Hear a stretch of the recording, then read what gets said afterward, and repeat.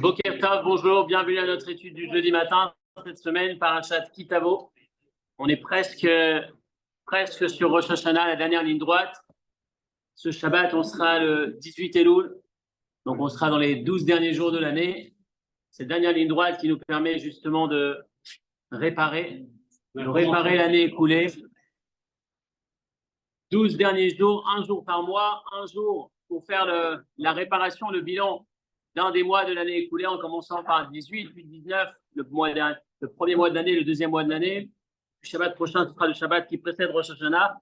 On est dans cette dernière ligne droite avant Rosh Hashanah et on va essayer d'étudier la parashat cette semaine et voir comment dans la parashat de cette semaine, parashat Ki Tavo, on retrouve un mode d'emploi, un enseignement qui nous permet d'aborder cette période d'une plus belle façon. Donc actuellement, le thème forcément, on va probablement aborder la Teshuvah, on va voir pourquoi et comment peut-être avoir un regard différent, plus fort et plus réussi pour aboutir sur sa Teshuvah et sa progression. Prenez le texte qui est sous vos yeux, première référence, le traité Megillah dans le Talmud à la page 31b. Ezra Tiken Lahem l'Israël, Ezra, celui qui a organisé entre autres les prières et les lectures de la Torah, a organisé que chaque semaine on lise, et d'une certaine manière, il a organisé qu'à certains moments on lise certains passages. Et donc, une de ces règles est la suivante, c'est chez Yukorin Klalot, chez Betorat Kohanim, Kodem Atzeret. Avant Shavuot, nous lisons Parashat Bechukotai. Alors, c'est jamais exactement avant Shavuot, c'est toujours avec une semaine d'intervalle. Donc, on a Bechukotai, la parasha dans laquelle on a les malédictions, la première série de malédictions. Exactement, avec un Shabbat tampon entre les deux. Et ensuite, les Klalot, je vais Mishneh Torah. Et cette semaine, les Klalot, les malédictions qui sont mentionnées dans le dernier livre de la Torah, celui que nous lirons cette semaine, Ki Tavo, Kodem Rosh Hashanah, avant Rosh Hashanah. Donc on a toujours ce Shabbat tampon, comme tu disais, il y a Nitzavim entre les deux pour nous dans le cas de cette année, de cette semaine. Donc cette semaine, on a Ki Tavo, les malédictions, la semaine prochaine, une zone tampon, puis ensuite Rosh Hashanah. Et à proximité de Shavuot, c'est la même chose. Bechukotai, un intervalle, puis ensuite la fête de Shavuot. Les deux Rosh Hashanah. Rosh Hashanah de Shavuot, les commentaires disent que Shavuot, c'est le début de l'année spirituelle, c'est le début de l'année de l'étude de la Torah, c'est un début d'année. Rosh Hashanah, maintenant, c'est le début de l'année. Donc, ces deux débuts d'année, avant de les commencer, on s'arrête sur le passage qui traite des malédictions, un passage difficile, un passage douloureux et probablement encore plus cette année. Donc, lire ce passage, on va voir pourquoi on le lit et comment ça peut représenter une introduction à notre travail de cette période. On va le développer tout de suite. Kedesh et Tichle Shana avec Kilelotea. Vous l'avez dans la deuxième ligne en gras. C'est la formule qu'on récite, qu'on prononce aussi pendant les Slichot et pendant Rosh Hashanah Kippour, que cette année se termine avec, que ces malédictions de cette année se terminent, que les moments difficiles de cette année soient derrière nous, qu'on puisse tourner une nouvelle page, entamer une nouvelle année sans toutes ces malédictions. J'ai envie de dire, cette année, plus que jamais, on a envie de dire qu'on tourne la page définitivement après ce qu'on a vécu cette année. On va en parler justement, mais en tout cas, la Gemara continue vers et Rosh Hashanah. Comment Rosh Hashanah, quel rapport entre Shavuot et Rosh Hashanah? Réponse, oui, il y a un rapport avec Rosh Hashanah. Shavuot, ça a quand même un lien avec l'Imoud Torah, comme il le dit, comme on l'a dit tout à l'heure. Tiferet Shlomo, quel est l'intérêt? Pourquoi lisons-nous les malédictions avant Shavuot et avant Rosh Hashanah? Quel est le sens? On a deux explications. La première, qui nous est rapportée, c'est que d'une part, lorsqu'on doit aborder la Teshuvah, on veut démarrer une nouvelle année, on veut que cette année soit meilleure.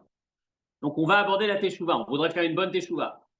Un des éléments qui nous secoue et qui nous permet de déclencher ce moteur de réparation, de prise de conscience, de réparation et d'amélioration de Teshuvah, c'est entre autres entendre ces passages difficiles. Lorsqu'on écoute les passages difficiles de la Torah, ceux qui nous disent que lorsqu'on ne se comporte pas bien, voilà les éléments négatifs qui peuvent arriver, qui risquent d'arriver, ça nous réveille, ça nous secoue et ça peut engendrer une Teshuvah de notre part. C'est la première explication. Il y a une deuxième explication, c'est lorsque on entend les malédictions citées dans la Torah, ça nous fait tellement mal on souhaite que ça nous soit considéré comme si on avait déjà encaissé les malheurs qui sont censés accompagner les mauvaises actions qu'on aurait pu faire. Vous avez cette tradition qu'on a dans certaines communautés, entre autres, on l'a au Bet Rabbad. Souvent, certains d'entre vous viennent aussi spécialement pour le faire la veille de Kippour. La veille de Kippour, on a l'habitude dans certaines communautés de donner ou de demander du lekar. Le lekar, c'est le gâteau au miel. Bon, peu importe ce que c'est, peu importe ce qu'on demande, mais la tradition, la coutume veut qu'on s'adresse au Rav, qu'on s'adresse à une des personnes de la synagogue et on lui dit, s'il te plaît, est-ce que je peux avoir du gâteau? Est-ce que tu peux me donner du lekar?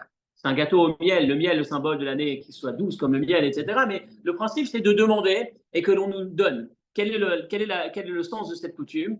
C'est que si toutefois, dans le ciel, il avait été décrété que cette année, j'ai à traverser cette épreuve d'avoir à demander pour manger, que ce soit considéré que je l'ai fait.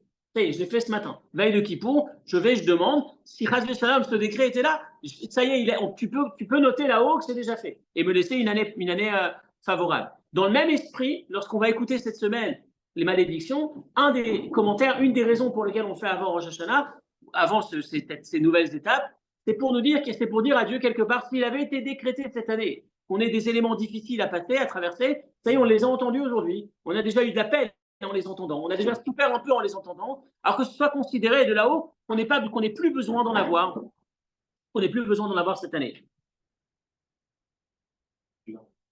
Entre parenthèses,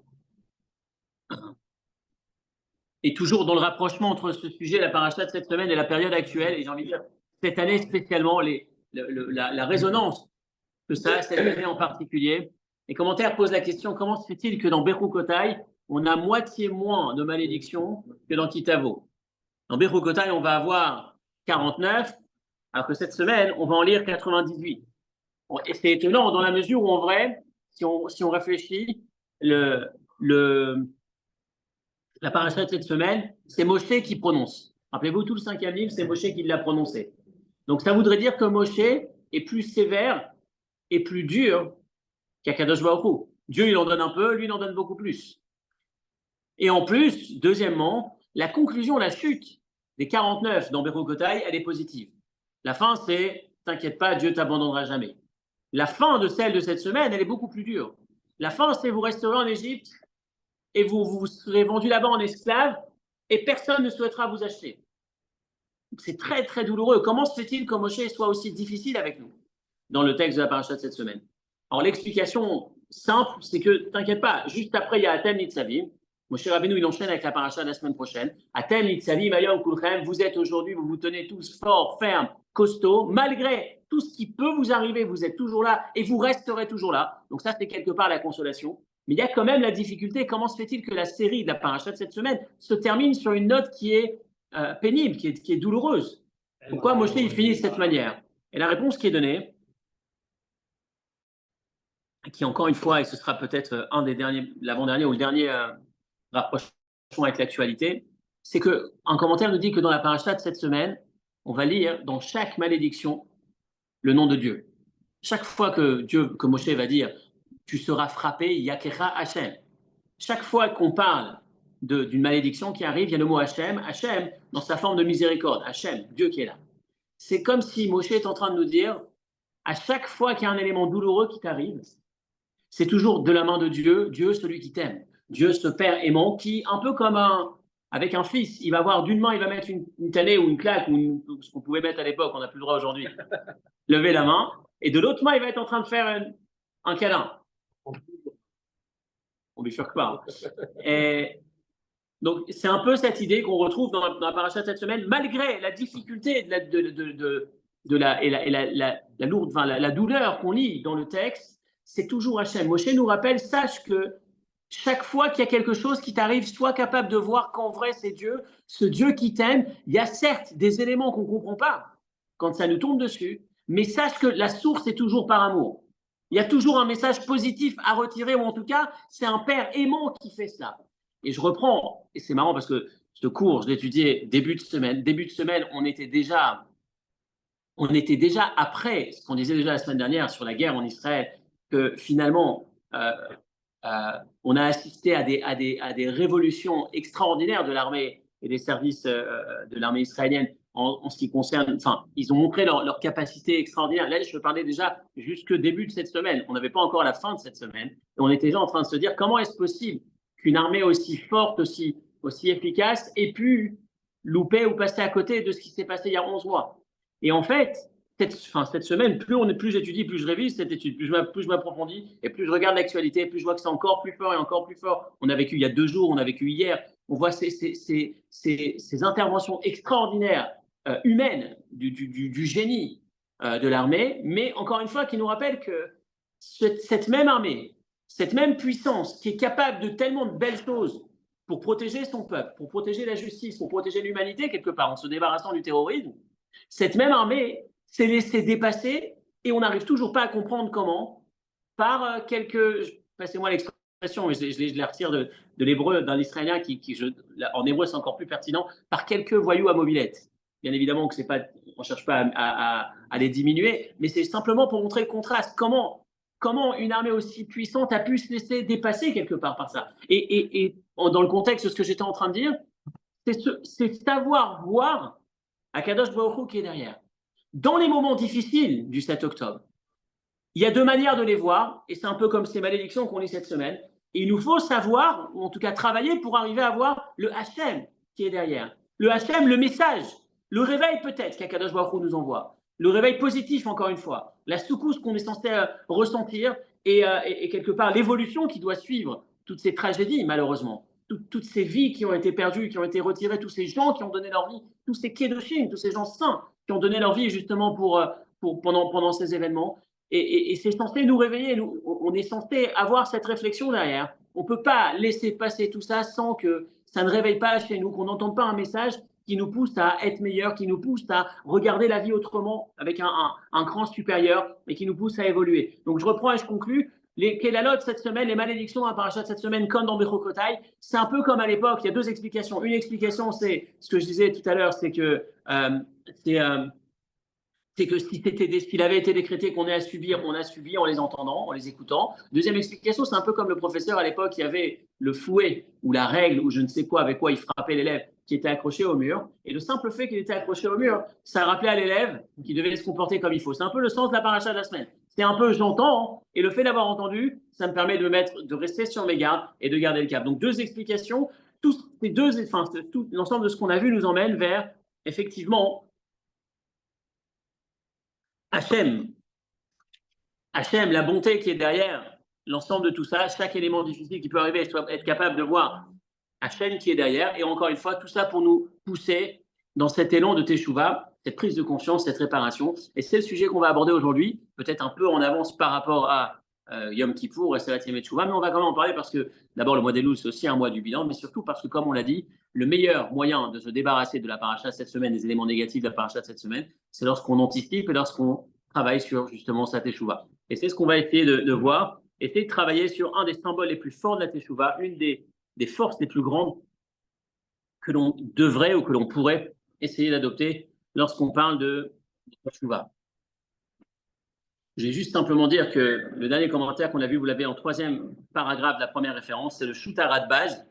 Shoutar Baz, c'est un texte du Rabbi David Ben Zimra, je cite le nom, dans lequel il pose justement la question Shalta lama lo nirteva nechama beklalo shel kitavo. Il s'adresse à quelqu'un qui lui pose la question comment se fait-il que dans la paracha de cette semaine on est tellement dur et que ça ne se conclut pas par une note positive mais une note difficile. Alors il répond. Il dit qui en sarich nechama beparashat kitavo lefi shenechamatam betsidam she'en pasuk shelo oskarbo shem Hashem amoré ala rachamim. Parce qu'il n'y a pas besoin de conclure sur une note positive, parce que toute la difficulté, toute la note négative est accompagnée du nom de Hachem.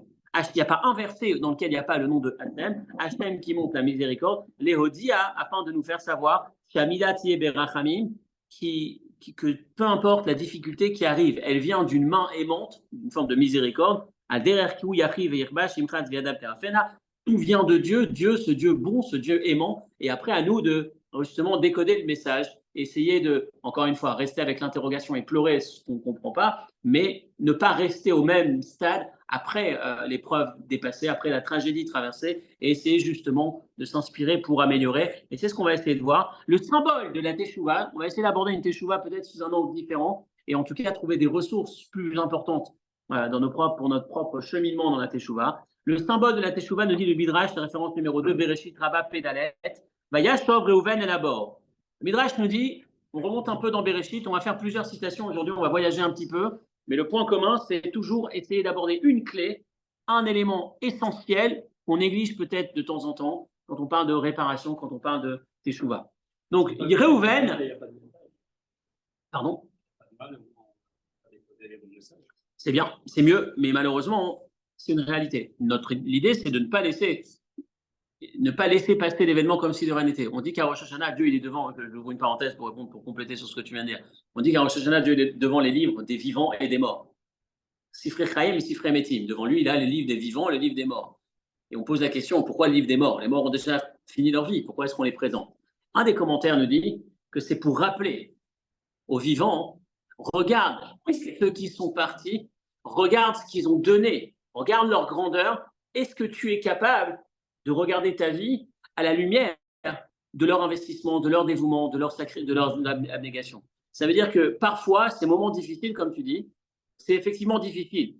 Au moment où ça arrive, c'est une tragédie, point. Après que ce soit passé, il y a deux manières de regarder. Soit rester insensible ou rester exactement le même, ne pas capter le message. Et quand on prend par exemple le contexte de la vie publique, de la vie du peuple israélien, cette division, cette déchirure inimaginable, insoutenable qu'il y avait dans le peuple, rester exactement dans le même cheminement, ou alors dire je ne peux pas laisser ces gens qui ont su, prenons l'exemple de ce Shapiro qui s'est lancé pour arrêter, pour encaisser cette grenade pour sauver les autres. Et combien d'histoires héroïques qu'on a dans ce 7 octobre? Est-ce que je veux simplement les laisser être partis par une erreur du sort, ou alors dire ils ont tellement donné, et d'ailleurs quand on lit tout ce que ces soldats ont écrit lorsqu'ils ne revenaient pas du front,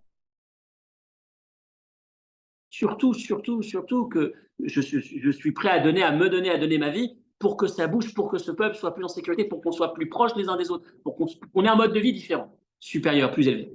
Donc on en revient donc à Réhouven, on est dans le Bereshit. Rappelez-vous, Bereshit, je voyage, on est dans le dernier livre de la Torah, mais on revient au premier livre de la Torah. Les frères, la fratrie, les 12 tribus, ça ne va pas entre eux. Ils sont tous contre, enfin les 11, ils sont 11 à cette époque, il n'y a pas Binyamin, mais on a 10 contre 1, ils sont tous contre Yosef, ils veulent le tuer. Ils l'ont pris, ils le voient, ils vont le tuer. Et Réhouven arrive et dit, il a une idée en tête, il ne veut pas qu'on tue son frère. Ils se sont l'aîné, il voudrait justement le protéger. Il dit, on va le jeter dans le puits. Il dit à ses frères, au lieu de le tuer, jetons-le dans le puits, au moins on ne l'aura pas tué activement, on l'aura laissé mourir, mais on ne l'aura pas tué. Et le verset nous dit, le plan de Réhouven était de revenir, une fois qu'ils ont fini, et de le sauver, de le sortir du trou. Donc ça, c'est l'histoire de Réhouven. Le verset dit, Vayashov Réhouven est là-bas. Réhouven revient, donc une fois qu'il est, à un moment donné, il revient au puits, donc entre-temps, Yehuda va dire, oh, il y a une caravane d'Ishmaélim, de personnes qui pouvaient transporter, qui pourraient potentiellement l'acheter, venez, on le vend, on gagne un peu de sous. Au lieu de le laisser pourrir et mourir dans un trou, on va le vendre. Et c'est ce qui se passe, ils le vendent. Et le verset continue, Réhouven revient au puits, au trou, et il voit que son frère n'est pas là. Et la Gemara pose la question, les Midrashim posent la question. Mais il était où? Vayashov Réhouven, d'où tu reviens? Pourquoi tu n'étais pas avec eux quand tout s'est passé? Et le Midrash répond, Ve'echalaya, référence numéro 2, Besakov Tanito. Il était en train de jeûner, il était en train de faire Teshuvah. Vayashov, revenir, ça vient du mot Teshuvah, et on nous dit qu'il a fait une Teshuvah. C'est quoi sa Teshuvah? Réhouven, écoutez bien l'histoire, encore une fois, pour ceux pour qui il y a des éléments d'histoire qui manquent, n'hésitez pas à m'interpeller, j'essaie de reprendre rapidement, succinctement les éléments pour qu'on puisse comprendre. Réhouven est issu de la femme, donc sa mère, c'est la femme de Yaakov, Léa. Rappelez-vous, Yaakov voulait épouser Rachel, il a finalement épousé Léa. Il va épouser Rachel en seconde position, alors que c'était la seule femme qu'il souhaitait épouser initialement. Réhouven est né de cette première femme, enfin première chronologiquement, de Léa. Il se trouve que Réhouven voyait tous les jours de sa vie sa mère partager son lit, si on peut dire, partager son mari, pardon, avec les 3 autres femmes. Rappelez-vous, il y en avait 4 en tout, 2 femmes et 2 servantes. Lorsque Rachel est morte, la deuxième femme de Yaakov, qui initialement était celle qu'il souhaitait épouser, qu'est-ce qu'a fait Réhouven? Il est parti prendre le lit de son père, Yaakov, et le mettre auprès de sa mère, pour ne pas que le lit de son père, que le moment où son père était habituellement avec Rachel, se trouve à nouveau chez une autre de ses femmes, en l'occurrence la servante de Rachel. Donc je reprends, il y a deux femmes, deux servantes, chacune a sa servante.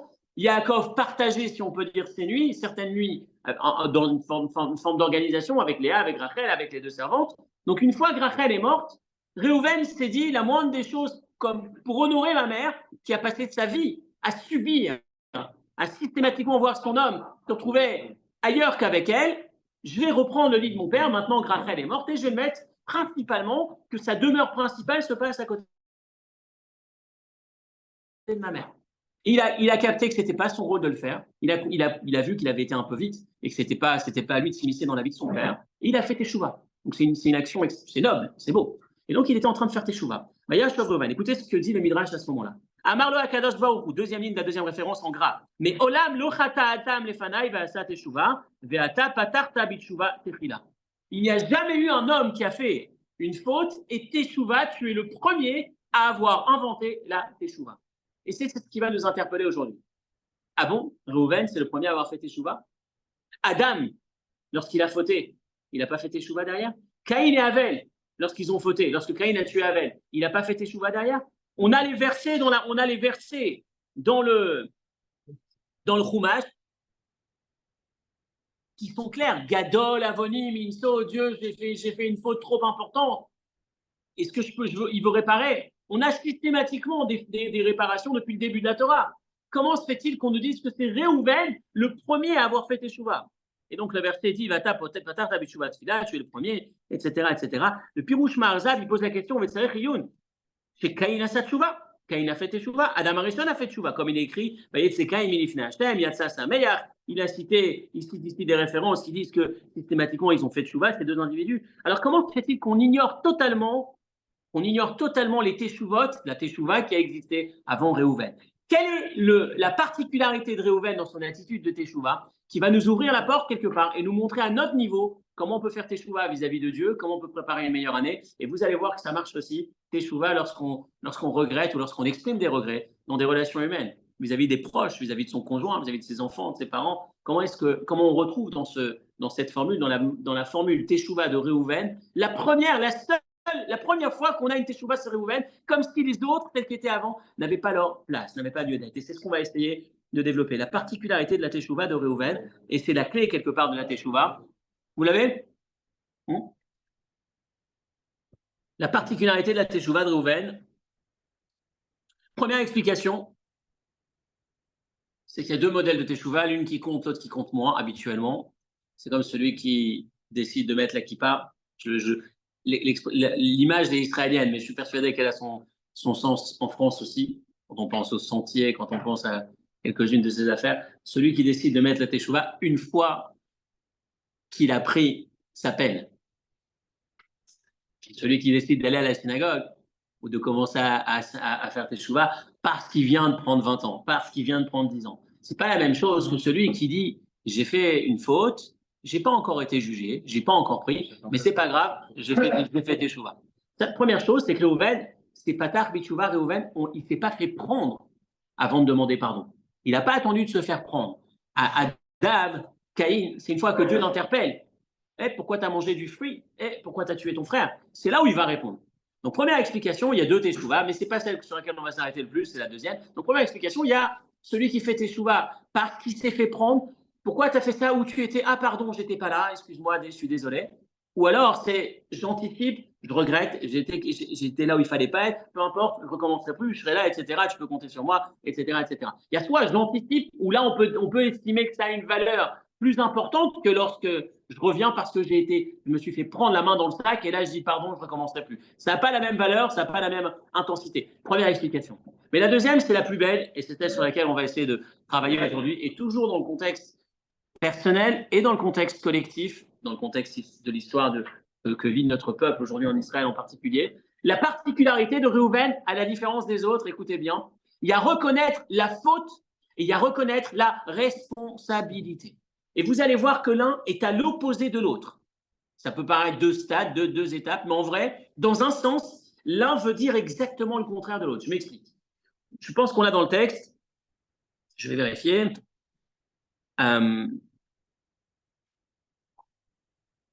Prenez un peu plus loin dans la référence numéro 2, le texte commence par Tanchuma. Troisième paragraphe de la référence numéro 2. Midrash Tanchuma. Hashomer Achi Anochi. Donc, Caïn vient de tuer Abel. Il se fait prendre par Dieu. Dieu lui dit il est où ton frère? Et il répond suis-je le gardien de mon frère? Qu'est-ce qu'il y a dans ce suis-je le gardien de mon frère? Il y a je l'ai tué. J'aurais pas dû, peut-être. Je vais faire teshuva derrière. Rappelez-vous, on a dit qu'il a fait teshuva. Mais l'expression de sa phrase, c'est premier niveau, vous allez voir qu'il y a même 2 niveaux. Premier niveau, c'est mais c'est toi qui aurais dû le garder, non? C'est toi qui étais responsable de garder l'humanité. Ça veut dire, c'est ta faute. Il y a même un commentaire qui pousse un cran plus loin. C'est toi qui m'as créé avec ces pulsions meurtrières. C'est toi qui aurais dû le garder. Autrement dit, je reconnais, c'est bien moi qui a fait cette erreur et je ne recommencerai plus, je demande pardon. Mais si tu me demandes pourquoi j'ai fait cette erreur, tu es le responsable. Adam, le premier homme, quand il faute, qu'est-ce qu'il dit? Pourquoi tu as mangé le fruit? C'est ma femme. Je vais demander pardon, je vais faire tes chouvas. C'est la femme que tu m'as donnée. C'est la femme que tu m'as donnée. C'est pas complètement. Bien sûr. Alors, on va pousser. C'est pas faux. C'est pas faux, mais laissez-moi terminer. Moi, Moshe Rabbeinu, il fait ça pour être l'avocat du peuple, pas pour s'excuser. Mais il fait ça à Dieu. Il fait ça pour dire tu dois leur pardonner. Ça n'a rien à voir avec c'est moi qui ai fait, je demande pardon. Mais en même temps, écoutez bien la nuance. Écoutez bien la nuance. La nuance, elle est très forte et je vous ai dit que ça va à l'opposé. À l'opposé. Il y a reconnaître, admettre la faute que j'ai fait et il y a admettre la responsabilité. Et c'est 2 mondes différents, vous allez voir. L'une m'enferme dans ma vulnérabilité, dans ma victimisation et dans mon incapacité de réparer, de changer véritablement. Je reste enfermé, limité, diminué. L'autre est la seule porte de sortie qui me donne les ressources, qui me donne la grandeur de me garantir qu'effectivement, je ne recommencerai plus.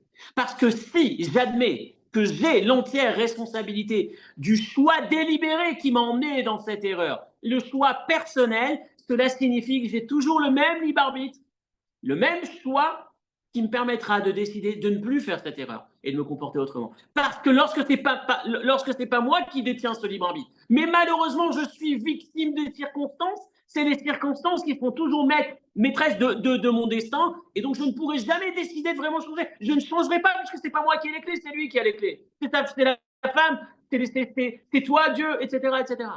Regardez, on complète, on va aller un peu plus loin. Lorsque non, tu regrettes. Non. J'ai tué. Je comprends pas ton raisonnement. Quelque part, c'est pas de ma faute. On va l'illustrer. Pardon. Alors, si je regrette d'avoir fait, mais pardon, je commence à faire. C'est plus fort que moi. Mais Jeff, je reconnais que c'est moi qui l'ai fait. Le truc, c'est plus fort que moi. Vous allez voir. C'est plus fort que moi. Laissez-moi continuer. On a 2-3 illustrations. Vous allez voir combien dans nos vies, c'est vital. C'est vital. OK? Je pousse la réflexion. Réhouven, toujours Réhouven. On continue l'histoire, on voyage toujours. Et vous allez voir une nouvelle attitude Réhouven. Et on va la trouver encore chez d'autres. Vous allez voir. Réhouven, il est avec ses frères. Il y a 22 ans qui se sont passés depuis la nuit. Donc il y a cette fois où ils ont tué leur frère. Enfin, tué, non. Ils l'ont vendu. Ils ont prétendu l'avoir tué. Ils sont entrés chez leur père, Yaakov. Ils ont dit, on ne sait pas où il s'est fait dévorer. Voilà ce qu'on a trouvé, la tunique pleine de sang. Désolé. Donc le père, il pleure depuis 22 ans. Le père, il pleure. OK? Qu'est-ce qui s'est passé pendant toutes ces années? Ils ont fait, le Midrash nous raconte, la Gemara raconte, je pense, qu'ils ont fait entre eux, ils étaient 9 au moment du crime, ils ont intégré Dieu comme 10e pour jurer que personne ne révélera ce qui s'est passé. Donc Dieu ne pouvait pas le révéler, eux ne pouvaient pas le révéler. Il n'y a personne qui a craqué. Quand imaginez pendant toutes ces années, il voit leur père pleurer, le père qui allume sa bougie, on marque de deuil pour son fils, il n'y a pas un qui peut lui dire écoute papa, oublie, arrête de pleurer, il n'est pas mort, on t'a menti. Non, c'est interdit, il n'a jamais su. C'est une bonne question. Mais l'explication simple, c'est qu'il fallait. Voilà. Et pourquoi je dis ça? Parce qu'encore une fois, on imagine que c'est des gens qui sont d'un certain niveau, même si on est dans la faute, mais ils sont à un certain niveau. Mais on va compléter. Et en fait, ils ne voulaient même pas, à un moment donné, Abraham savait. Il n'a pas pu le dire. Non, c'est pas Abraham, c'est Yitzhak qui le savait. Yitzhak n'a pas pu le dire à Yaakov parce qu'il s'est dit, si Dieu ne peut pas dire, c'est vrai, c'est quoi Dieu ne peut pas dire. Encore une fois, c'est un rapport entre nos normes et celles de Dieu. Il y a un décalage entre les deux, mais c'est ce qui nous permet de comprendre l'histoire. En tout cas, c'est ce qui est rapporté en imaginant que c'était des individus d'un niveau spirituellement particulièrement élevé qui pouvaient justement faire ce genre de choses. Mais c'est encore une fois, c'est juste un détail sur lequel on pourra revenir. Je continue. Il se trouve que 22 ans plus tard, ils arrivent en Égypte et ils tombent sur Yosef. Mais ils ne savent pas que c'est Yosef. Yosef, c'est le vice-roi. Et ce vice-roi d'Égypte, il va les embêter. Il va leur demander de venir avec le petit frère. Et puis, il va enlever un des frères, il va le garder en prison. Donc, ils ne savent pas, ils sont face à qui, mais ils sont à nouveau devant un remake d'une scène qu'ils ont déjà connue. On va rentrer à la maison, il manque un des frères, comment on va faire? Il y a le sort qui s'acharne sur eux. Ils sont sur le retour, et là, ils s'arrêtent, et ils disent « Aval, Hashemi Manachnu ». C'est la référence que vous avez juste après juste avant, Bereshit Membet. Aval Hashemi Manachnu. Ça y est, prise de conscience, première teshuva. Tous les frères sont ensemble sur la route. Ils disent, c'est dingue ce qui se passe. On est en train de revivre. C'est les conséquences de ce qu'on a fait. C'est de notre faute tout ça. Hashemi Manachnu. Nous avons la responsabilité. Nous avons fauté. Teshuva. On accepte la faute. Qu'est-ce qu'on a fait? Alachinu, Asher Raïnu Tsarat Nashto. Vous vous rappelez notre frère? Il nous pleurait. Beitraneno Elenu. Il nous a supplié de ne pas le vendre. Il nous a supplié de ne pas le toucher, de le laisser en vie tranquille. Velo Shamanu. Et on n'a pas écouté. On pourrait dire c'est magnifique. Enfin, une prise de conscience. Enfin, une réparation. En début de réparation, un pardon. On prend conscience qu'il ne fallait pas qu'on fasse une chose pareille. Réhouven va leur répondre. Vayan Réhouven Otam. Réhouven leur répond, il leur dit Allo Amarti Alechem. Mais je vous avais dit de ne pas toucher cet enfant. Et là, on s'arrête sur Réhouven, on dit mais t'es tordu. C'est quoi ta phrase? Je t'avais dit. Ils viennent de faire teshuva. Tu les entends pour la première fois exprimer des remords. On a eu tort, Hashemi Manachnu. On a fauté, on n'aurait pas dû toucher cet enfant. On n'a pas entendu ses pleurs. Pourquoi tu interviens? Quel est le sens de ton intervention? Je t'avais dit. Combien de fois qui supporte le je t'avais dit, qui ne sert à rien? Il est insupportable. Alors écoutez, toujours dans la continuité, et en espérant que ça éclaire un peu plus la question que tu avais. Eux sont en train de dire, écoutez bien, Hashemi Manachnu, on a fauté. On aurait dû l'entendre quand il pleurait, il nous disait ne nous laisse pas là-bas, sors-moi de là. Autrement dit, écoutez bien, lorsqu'on jette dans le puits, ça on avait raison. Ça veut dire quoi ça on avait raison? Ça veut dire ça, c'était de sa faute, on n'avait pas d'autre choix, il était responsable, la responsabilité elle était chez lui, il était en train de nous polluer, il était en train de balancer des choses à notre père, il était en train de nous discriminer, il était en train de nous faire du mal, on n'avait pas d'autre choix que de le toucher. Par contre, quand il s'est mis à pleurer, on aurait dû l'entendre. Et Réhouven, il leur dit, mais non, ce que je vous avais dit à l'époque, rappelez-vous, c'est l'étape d'avant qu'il faut prendre conscience, à laquelle il faut prendre conscience. Votre responsabilité ne commence pas au moment où il pleure et vous ne l'écoutez pas. Moi, je vous avais dit de ne pas toucher, c'est pas le je vous avais dit qui compte. C'est la réparation, si tu veux qu'elle soit bonne aujourd'hui, la responsabilité entière de ce que vous avez fait, il faut la retenir, il faut l'enregistrer. C'est pas juste, non, ils étaient encore enfermés dans ce modèle où on accepte qu'on a fait une faute, mais en vrai, la responsabilité, elle était sur lui. Et il leur dit, si tu veux faire tes chouvas, tu ne pourras jamais faire tes chouvas. Parce que tant que tu fais supporter la responsabilité à l'autre, tu ne pourras jamais sortir de cette spirale. Maïmonide, troisième texte, Maïmonide va nous dire, dans les lois de la Teshuvah, que le libre arbitre est un des fondements du judaïsme. Je répète, le libre arbitre est un des fondements du judaïsme. Il a choisi de placer dans toutes les lois, dans tous les chapitres qui existent dans son œuvre, où ça recoupe toute la Torah, il n'a pas placé ça avant l'institution des mitzvot. Croyance en Dieu, réaliser une mitzvah, on aurait pu dire, pour faire une mitzvah, il faut que tu saches que tu as du sens, tu as du mérite, parce que tu as le libre arbitre. Non. Le passage qui traite du libre arbitre, il le met dans l'introduction des lois de la Teshuvah. Parce qu'il n'y a pas de Teshuvah possible si tu n'as pas intégré que tu as le libre arbitre, c'est-à-dire la même décision, la même responsabilité entière de la faute, c'est que tu prends pleinement quand tu t'es trompé, parce que tu avais pleinement le libre arbitre, parce que la responsabilité ne repose nulle part ailleurs que sur toi. Cette même responsabilité, elle va t'engager et te booster, te donner les forces de pouvoir décider dorénavant de faire autrement. Parce que tant que c'est de la faute à l'autre, ça veut dire que lorsque l'autre se représentera, lorsqu'il y aura un autre qui se représentera dans ta vie, à nouveau, tu seras obligé d'échouer. Le début de la teshuva, le réouven qui commence la teshuva, et pour nous, l'enseignement, le début d'un processus de teshuva, c'est d'accepter de prendre la responsabilité de ce qui s'est passé.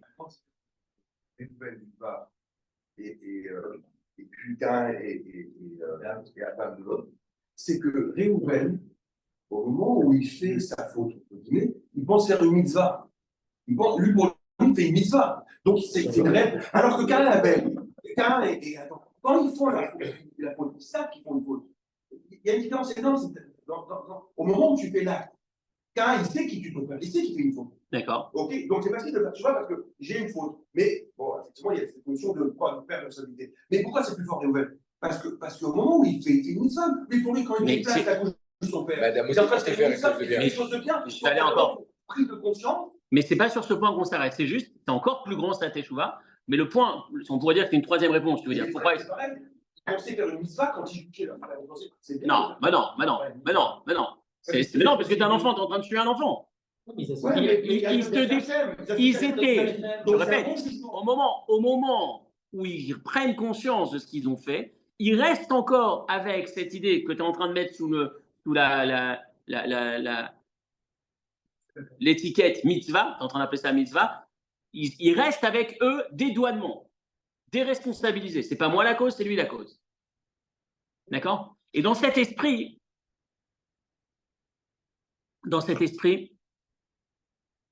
on continue.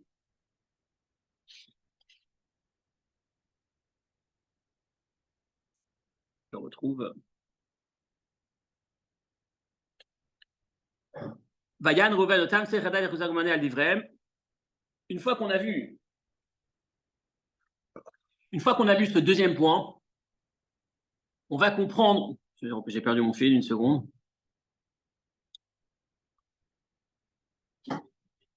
Ouais, non, je cherche le... Je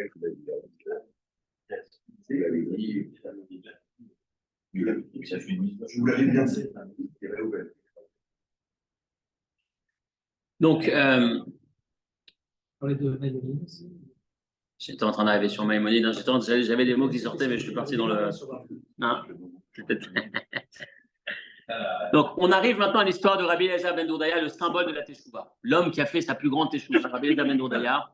Rabbi Eliezer ben Dourdaya, on nous raconte que, rappelez-vous rapidement l'histoire, ce n'est pas l'histoire sur laquelle je vais m'arrêter, c'est surtout sur l'échange qui suit. Rabbi Eliezer ben Dourdaya se retrouve, après certaines circonstances, après avoir fait ou avoir tenté de réaliser une faute, et une secousse, la personne avec qui il allait fauter, qui l'a réveillé, il a une prise de conscience, il sort et il entend qu'il prend conscience qu'il ne pourra jamais faire teshuva, donc il veut à tout prix faire teshuva. Qu'est-ce qu'il fait? Écoutez ce que l'Agmara nous dit. Il se penche vers Harim ou Gvaot, les montagnes et les vallées. Et il leur dit, Harim ou Gvaot, les montagnes et les vallées, Bakshu alay rachamim, s'il vous plaît, priez pour moi. Et les montagnes et les vallées lui disent, non, on ne peut rien faire pour toi, notre sort est incertain, on s'occupe déjà de notre sort, on ne pourra pas t'aider. On ne peut rien pour toi, il y a que toi qui peux. Il se tourne vers Shamaim Vaaretz, le ciel et la terre. Il leur dit, s'il vous plaît, priez pour moi. Et le ciel et la terre leur répondent, non, on ne peut rien faire pour toi. Notre sort est incertain, on prie déjà pour nous, débrouille-toi tout seul. Il se tourne vers Kochavim ou Mazalot, les astres, les étoiles, les Mazalot.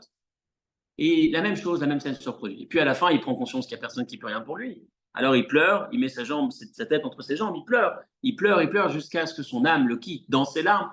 Et à ce moment-là, il y a une voix du ciel qui sort et qui dit Rabbi Eliezer ben Dourdaya est accueilli au monde futur. Et Rabbi qui est à côté qui dit incroyable comment certains peuvent acheter leur part au monde futur en un instant.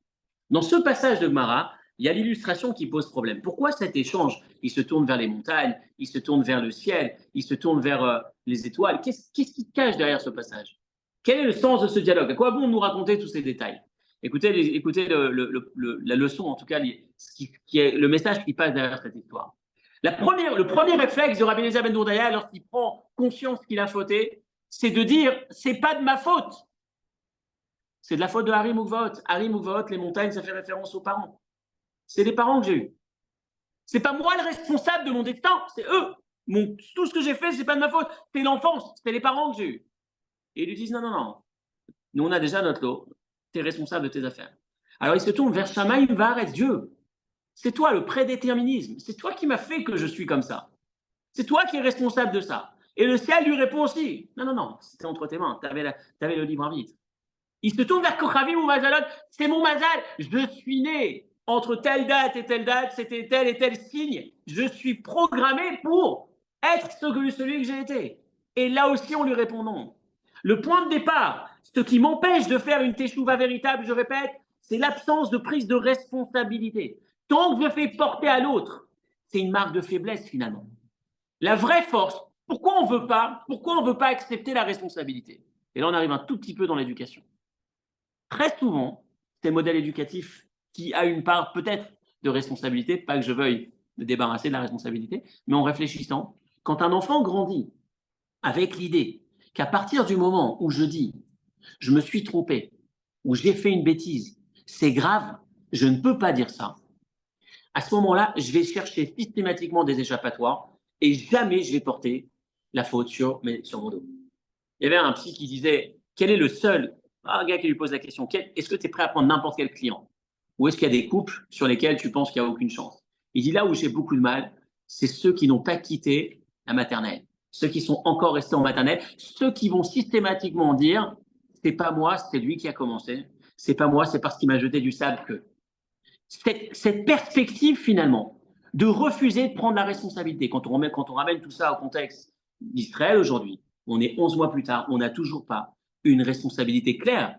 Il n'y a personne qui a dit, qui prend vraiment sa responsabilité. Ou alors, lorsqu'ils prennent la responsabilité, et c'est là où ce sera le dernier sujet, et ça aussi, je pense que la paracha ou la Torah va dans un sens différent, lorsqu'ils prennent la responsabilité, ils démissionnent. Ça aussi, c'est une question. Est-ce que prendre la responsabilité est égal automatiquement lâcher les fonctions ou pas? On va en parler juste après, on finira là-dessus. Mais en tout cas, lorsqu'un parent donne à ses enfants cette conscience que tu es responsable, tu peux dire, tu peux t'être trompé. La Torah est pleine de personnages qui se sont trompés. La véritable force, c'est pas de ne pas prendre la responsabilité de ses actes. C'est de prendre la responsabilité et d'enregistrer que de la même manière que j'ai délibérément choisi ce que j'ai fait de travers, je peux délibérément choisir de faire le bien. Réhouven, je reviens à Réhouven, c'était la phrase qui m'échappait tout à l'heure. Réhouven, s'il était devant un avocat à ce moment-là, il avait la plus belle des défenses possibles et imaginables. Il aurait dit, qu'est-ce qu'il devait dire, Réhouven? Tu sais pourquoi j'ai déplacé le lit de mon père? Parce que ma mère, de son vivant, toute sa vie, tous les jours de sa vie, c'était un cauchemar. C'était une diminution, c'était des larmes, c'était je vois mon mari partir vers une autre femme. Donc, enfant, l'autre femme est morte, c'est normal que je ramène le lit de mon père chez ma mère. Il avait toutes les raisons du monde, les bonnes raisons du monde, mais malgré tout, il s'est dit, puisque concrètement, c'était pas à moi de le faire, si je l'ai fait, c'est qu'il me manque quelque chose dans ma relation, dans le respect à mon père, et je dois réparer. Ça, c'est l'approche Réhouven. L'approche Réhouven, c'est vrai que j'ai mille et une circonstances atténuantes, mais dans l'absolu, ce que je dois retenir, c'est que j'ai la responsabilité. Si vraiment j'étais parfait ou si vraiment il n'y avait rien à réparer, j'aurais pas fait. On ne fait pas n'importe quelle bêtise avec des circonstances atténuantes. Parce qu'il y a quelque part, c'est toujours cette responsabilité. Et prendre cette responsabilité, je reprends Maïmonide, c'est le cadeau du libre arbitre que Dieu nous a donné. Et cette même responsabilité qui me permet d'admettre le fait d'admettre la responsabilité de la faute, c'est celle qui témoigne que j'ai le choix, et j'ai le choix dorénavant de sortir de cette spirale et demain de faire mieux, de changer. Si je n'ai pas le choix parce que c'est les circonstances, c'est l'autre, parce que c'est à cause de l'autre, à ce moment-là, je ne peux pas progresser. Et c'est ce qu'on a dans l'Écouter Moharan, un texte très joli, qui va nous donner un peu d'aide. Rabbi Nachman Obrasav qui nous donne un peu d'aide pour ceux qui ont encore du mal à accepter de prendre la responsabilité. Dieu nous dit, Rosh Hashanah, je l'ai fait à Rosh Chodesh. Regardez cette phrase.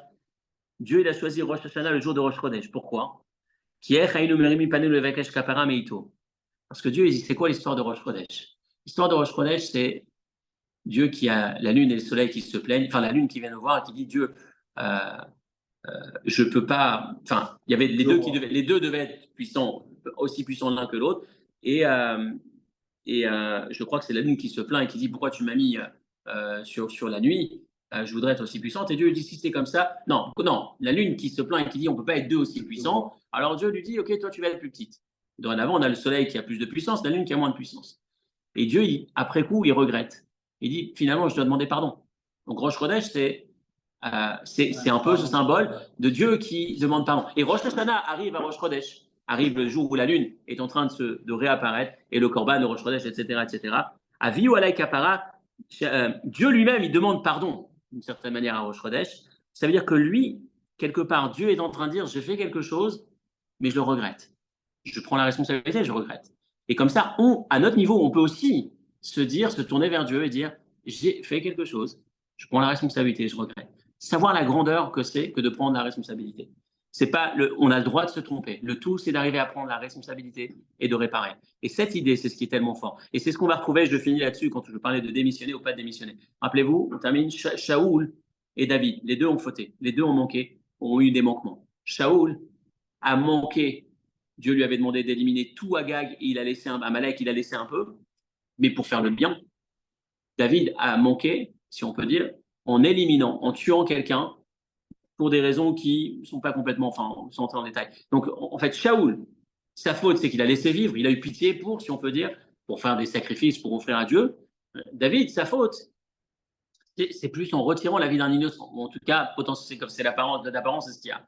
Et Shaoul a une faute, David a deux fautes. Shaoul, il a fauté et directement il n'est plus roi. David a fauté et il continue à être le roi et sa lignée derrière restera roi jusqu'à la fin. On se pose la question, je ne suis pas en train de la deuxième, on avait fait un jour ce cours, c'est juste l'idée que comment se fait-il que David, qui a fauté plus, s'en sort, reste avec son job, et Shaoul, qui a fauté moins, a priori en apparence, ne s'en sort pas. Et la réponse, et c'est là où là-dessus je veux venir sur l'histoire de la démission, c'est que lorsque David apprend qu'il a fauté, lorsque le prophète lui présente la parabole avec le pauvre qui n'avait qu'une seule brebis, etc., etc., dès qu'il entend qu'il a fauté, il dit « Khatati, t'as raison, j'ai fauté ». Et depuis, à partir de là, il veut réparer. Shaoul, lorsqu'on lui apprend qu'il a fauté, au début, il dit « Non, moi, j'ai rien fait. Tu m'as demandé de tuer, t'as écouté Dieu ? Oui, j'ai tué tout ce qu'il fallait. » Et c'est quoi le son du bétail que j'entends ? Ah, ça, c'est le peuple qui m'a demandé de. C'est pas moi, c'est le peuple. C'est comme Caïn. Même principe, c'est le même principe. À partir du moment où tu acceptes de prendre la responsabilité, si c'est lié en plus à ta mission, à tes fonctions, en vrai, la suite, c'est pas cesser, démissionner, partir. Quelque part, tu n'as pas perdu la mission qui était celle de ta vie. À partir du moment où il y a cette capacité à prendre la responsabilité et accepter de changer, la mission continue. Donc, l'idée, ce n'est pas de se dire parce que je vais demander pardon, parce que je vais regretter aujourd'hui, parce que je vais prendre la responsabilité, je suis discrédité, disqualifié définitivement. Non. Dès lors qu'il y a cette prise de responsabilité, on peut espérer une amélioration, on peut espérer que ça change. Et ça, c'est tellement grand, c'est tellement beau. Et je terminerai sur cette histoire, le Maharsha, un des plus grands maîtres du Talmud, qui accompagne le Talmud, les commentateurs du Talmud. Un jour, quelqu'un vient lui emprunter de l'argent. Je finis là-dessus. Il a emprunté de l'argent et il prend une note sur son carnet. Il avait beaucoup d'argent, il prêtait de l'argent, peu importe. Il note sur son carnet, telle somme, tu me la rends avant Rosh Hashanah. Au milieu de l'année, avant l'échéance, le bonhomme vient, lui rend l'argent, il est en train d'étudier. Et il est concentré dans son étude, il ne veut pas perdre de temps, il prend l'argent, il la met dans sa Gemara, dans son livre d'études, il continue à étudier, l'homme s'en va, merci. Enfin, à la fin de l'année, le marchand prend son carnet, il voit qu'il y a une date, une échéance, monsieur tel qui doit 500 roubles, enfin une somme importante, il va le voir, est-ce que tu peux me rendre ce que tu me dois? Il dit, je t'ai rendu, tu étais en train d'étudier un jour dans le Beth Midrash, je t'ai remis dans les mains. Mais non, j'ai rien noté, c'est pas possible. Et vraiment, il pensait vraiment qu'il n'avait pas rendu. Et puis, ça sort de cette affaire, un bruit dans la ville, monsieur Intel, d'abord, il ne rend pas ses dettes, et en plus, il accuse le marchand d'avoir volé. Donc, il s'est fait totalement discréditer, il a été exclu de la communauté, il a subi énormément. Quelques temps plus tard, le marchand tombe sur ce livre d'études, il ouvre, il tombe sur cette page, il retrouve l'argent, il va le chercher, il dit pardon, je suis désolé, comment j'ai pu te faire ça, comment je peux réparer ce que je t'ai fait? Je vais sortir un papier, publier une publication dans la ville entière, partout dans toutes les synagogues, que je demande pardon, que c'est moi qui ai eu tort et que tu es réhabilité, qu'il n'y a aucune raison qu'on te fasse du mal. Et l'homme lui dit, mais c'est fini, c'est trop tard, le mal est fait. Tu peux faire ce que tu veux aujourd'hui. Les gens vont dire, pas seulement le Rav a subi, mais en plus, il a pitié pour moi et il a sorti un papier pour me blanchir. Donc c'est fini, j'ai aucune solution. Et le marchand, il réfléchit, il dit, qu'est-ce que je peux faire pour réparer? Écoutez bien, il lui dit, toi, tu as un garçon et moi, j'ai une fille. Je vais faire en sorte qu'ils se rencontrent et si ça marche, on va voir, si ça marche, ils vont se marier. Et il dit, de cette manière, plus personne pourra estimer, ne serait-ce qu'un instant, que j'ai marié ma fille avec celui qui était véritablement négatif. Cette leçon de courage, cette leçon de capacité à prendre la responsabilité, peu importe qui je suis, Ça peut nous aider à plein de niveaux. Rappelez-vous, la responsabilité, ça ne veut pas dire m'amoindrir. Ça veut dire me rappeler que c'est Dieu qui me donne cette force, que c'est Dieu qui me donne cette estime, cette force, cet amour propre, c'est ce que vous voulez, qui donne la capacité de choisir. Je me suis trompé, ça arrive de se tromper. C'est effectivement le propre de l'histoire de l'humanité. Combien dans l'histoire du peuple juif les plus grands ont pu commettre des erreurs? La force, c'est qu'après l'erreur, je prenne la responsabilité. Et là, seulement là, je peux m'engager dans un processus de réparation. C'est valable dans nos relations humaines entre nous. Vous verrez, on peut extrapoler. Shabbat shalom et Bezrat Hashem à la semaine prochaine.